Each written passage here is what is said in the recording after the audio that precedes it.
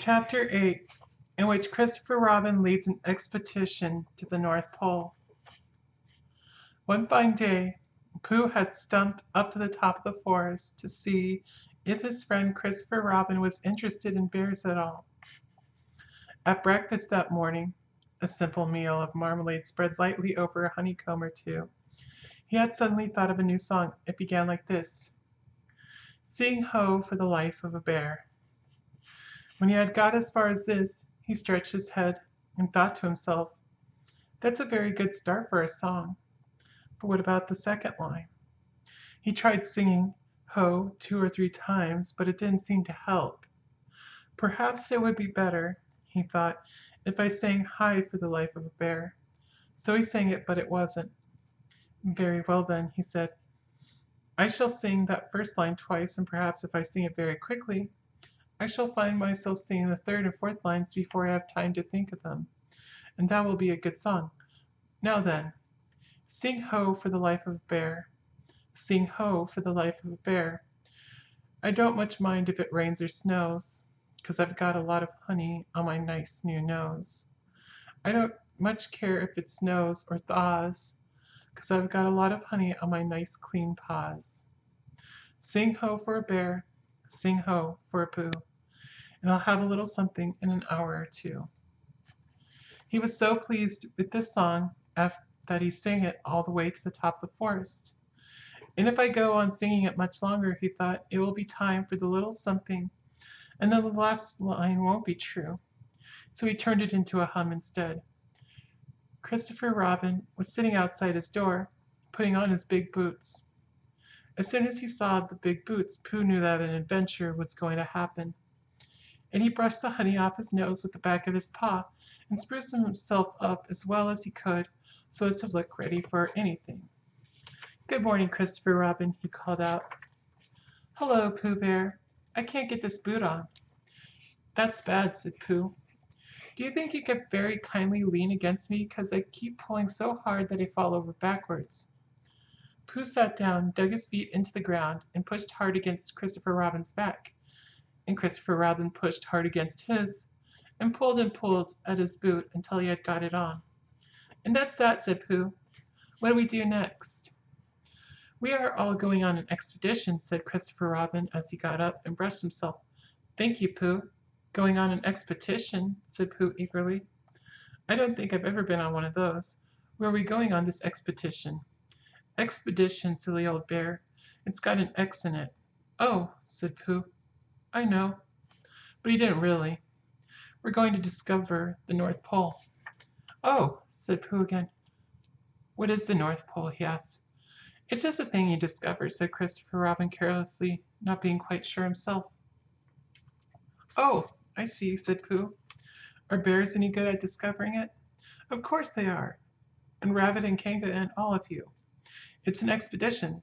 That's what an expedition means. A long line of everybody. You'd better tell the others to get ready while I see if my gun's all right.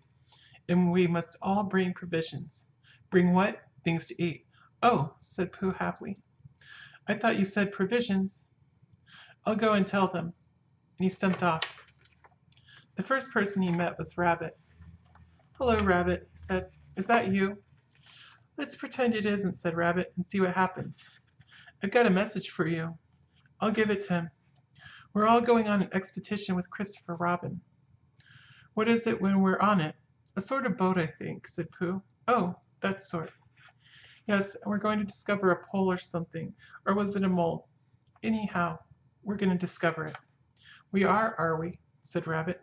Yes, and we have got to bring things to eat with us, in case we want to eat them. Now I'm going down to Piglet's. Tell Kanga, will you? He left Rabbit and hurried down to Piglet's house. The piglet was sitting on the ground at the door of his house, blowing happily at a dandelion, and wondering whether it would be this year, next year, sometime, or never. He had just discovered that it would be never, and was trying to remember what it was, and hoping it wasn't anything nice when Pooh came up. Oh, Piglet, said Pooh excitedly. We're going on an expedition, all of us, with things to eat, to discover something. To discover what? Said Piglet anxiously. Oh, just something. Nothing fierce. Christopher Robin didn't say anything about fierce. He just said it had an X. It isn't their necks I mind, said Piglet earnestly. It's their teeth. But if Christopher Robin is coming, I don't mind anything. In a little while, they were already at the top of the forest, and the expedition started. First came Christopher Robin and Rabbit, then Piglet and Pooh, then Kanga with Roo in her pocket, and Owl, then Eeyore, and at the end, in a long line, all Rabbit's friends and relations. I didn't ask them, explained Rabbit carelessly. They just came. They always do. They can march at the end, after Eeyore. What I say, said Eeyore, is that it's unsettling. I didn't want to come on this expo, but Pooh said, I only came to oblige. But here I am. And if I am the end of the expo, what we're talking about, then let me be the end. But if every time I want to sit down for a little rest, I have to brush away half a dozen of Rabbit's smaller friends and relations first, then this isn't an expo whatever it is at all. It's simply a confused noise. That's what I say. I see what Eeyore means, said Owl. If you ask me, I'm not asking anybody, said Eeyore. I'm just telling everybody. We can look for the North Pole, or we can play Here We Go Gathering Nuts in May with the end part of an ant's nest. It's all the same to me. There was a shout from the top of the line. Come on, called Christopher Robin. Come on, called Pooh and Piglet. Come on, said Owl. We're starting, said Rabbit. I must go. And he hurried off to the front of the expedition with Christopher Robin. All right, said Eeyore, we're going, only don't blame me. So off they all went to discover the pole. As they walked, they chattered to each other of this and that, all except Pooh, who was making up a song. This is the first verse, he said to Piglet when he was ready with it. First verse of what? My song. What song? This one. Which one? Well, if you listen, Piglet, you'll hear it. How do you know I'm not listening? Pooh couldn't answer that one, so he began to sing. They all went off to discover the pole, Owl and Piglet and Rabbit and all. It's a thing you discover, as I've been told, by Owl and Piglet and Rabbit and all. Eeyore, Christopher Robin, and Pooh and Rabbit's relations all went too. And where this pole was none of them knew. Sing hey for Owl and Rabbit and all. Hush, said Christopher Robin, turning around to Pooh. We're just coming to a dangerous place. Hush, said Pooh, turning around quickly to Piglet. Hush, said Piglet to Kanga. Hush, said Kanga to Owl, while Roo said hush several times to himself very quietly. Hush, said Owl to Eeyore. Hush, said Eeyore in a terrible voice to all Rabbit's friends and relations. And hush, they said hastily to each other all down the line until it got to the last one of all. And the last and smallest friend and relation was so upset to find him the whole expedition was saying hush to him that he buried himself head downwards in a crack in the ground and stayed there for 2 days until the danger was over, and then went home in a great hurry and lived quietly with his aunt ever afterwards. His name was Alexander Beetle. They had come to a stream which twisted and tumbled between high rocky banks, and Christopher Robin saw at once how dangerous it was. It's just the place, he explained, for an ambush. What sort of bush? Whispered Pooh to Piglet. A gorse bush? My dear Pooh, said Owl in his superior way, don't you know what an ambush is? Owl, said Piglet, looking around at him severely. Pooh's whisper was a perfectly private whisper, and there was no need. An ambush, said Owl, is a sort of surprise. So is a gorse bush sometimes, said Pooh. An ambush, as I was about to explain to Pooh, said Piglet, is a sort of surprise. If people jump out at you suddenly, that's an ambush, said Owl. It's an ambush, Pooh, when people jump at you suddenly, explained Piglet. Pooh, who now knew what an ambush was, said that a gorse bush had sprung at him suddenly one day when he fell off a tree, and he had taken 6 days to get all the prickles out of himself. We are not talking about gorse bushes, said Owl a little crossly. I am, said Pooh. They were climbing very cautiously up the stream now, going from rock to rock, and after they had gone a little way, they came to a place where the banks widened out at each side, so that on each side of the water there was a level strip of grass on which they could sit down and rest. As soon as he saw this, Christopher Robin called halt, and they all sat down and rested. I think, said Christopher Robin, that we ought to eat all our provisions now. so that we shan't have so much to carry. Eat all or what? Said Pooh.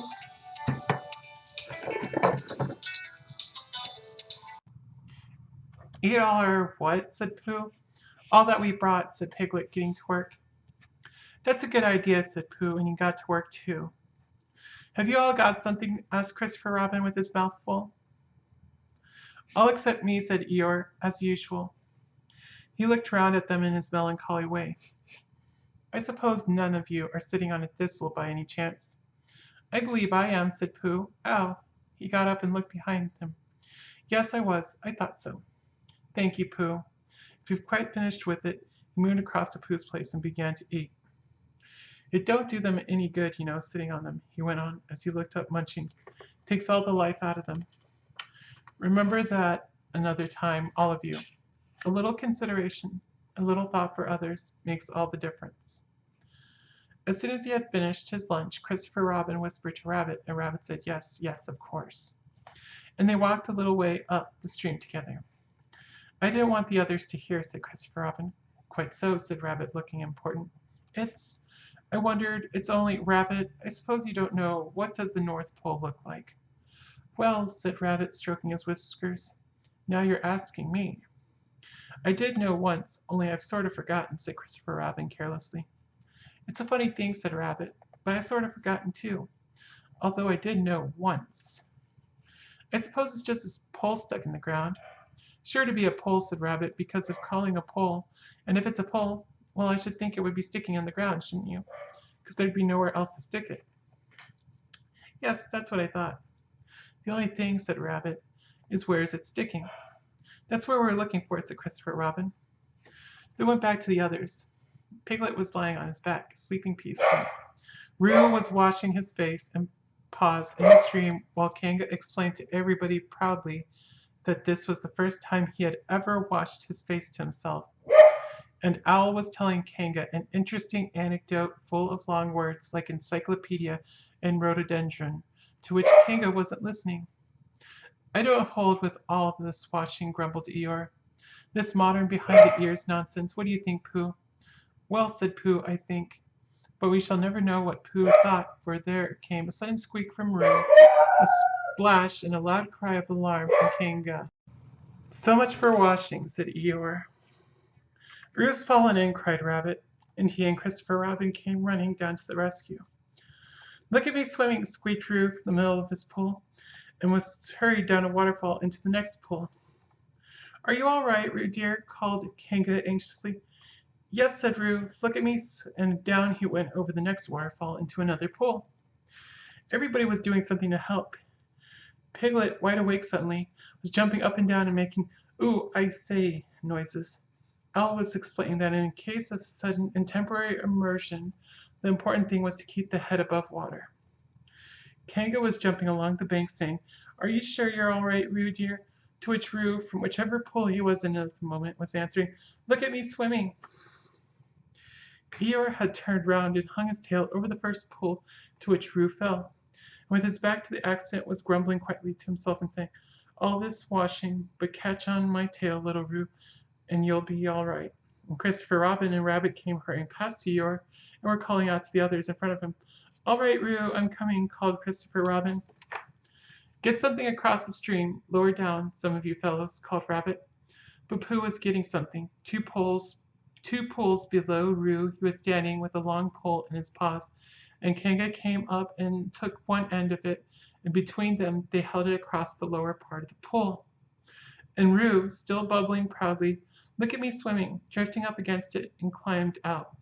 Did you see me swimming? Squeaked Roo excitedly, while Kanga scolded him and rubbed him down. Pooh, did you see me swimming? That's called swimming, what I was doing. Rabbit, did you see what I was doing? Swimming. Hello, Piglet. I say, Piglet, what do you think I was doing? Swimming. Christopher Robin, did you see me?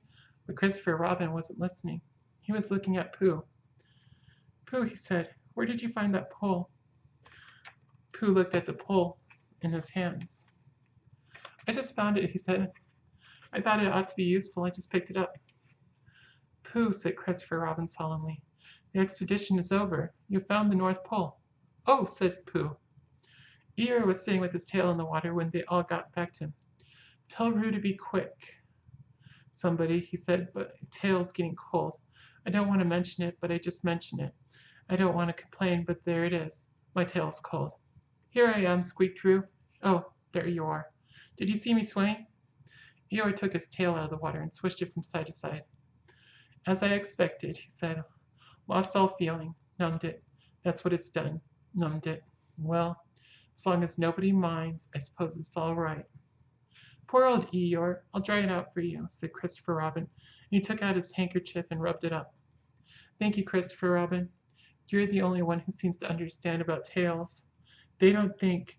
That's what's the matter with some of these others. They've no imagination. A tail isn't a tail to them. It's just a little bit extra at the back. Never mind, Eeyore, said Christopher Robin, ribbing his hardest. Is that better? It's feeling more like a tail, perhaps. It belongs again, if you know what I mean. Hello, Eeyore, said Pooh, coming up to them with his pole. Hello, Pooh. Thank you for asking, but I shall be able to use it again in a day or two. Use what? Said Pooh. What are we talking about? I wasn't talking about anything, said Pooh, looking puzzled. My mistake again. I thought you were saying how sorry you were about my tail being all numb and could you do anything to help? No, said Pooh, that wasn't me, he said. He thought for a little while and then suggested helpfully. Perhaps it was somebody else. Well, thank him for me when you see him. Pooh looked anxiously at Christopher Robin. Pooh's found the North Pole, said Christopher Robin. Isn't that lovely? Pooh looked modestly down. Is that it? Said Eeyore. Yes, said Christopher Robin. Is that what we were looking for? Yes, said Pooh. Oh, said Eeyore. Well, anyhow, it didn't rain, he said. They stuck the pole in the ground and Christopher Robin tied a message onto it. North Pole, discovered by Pooh. Pooh found it. Then they all went home again, and I think, but I am not quite sure, that Roo had a hot bath and went straight to bed. But Pooh went back to his own house and feeling very proud of what he had done, had a little something to revive himself.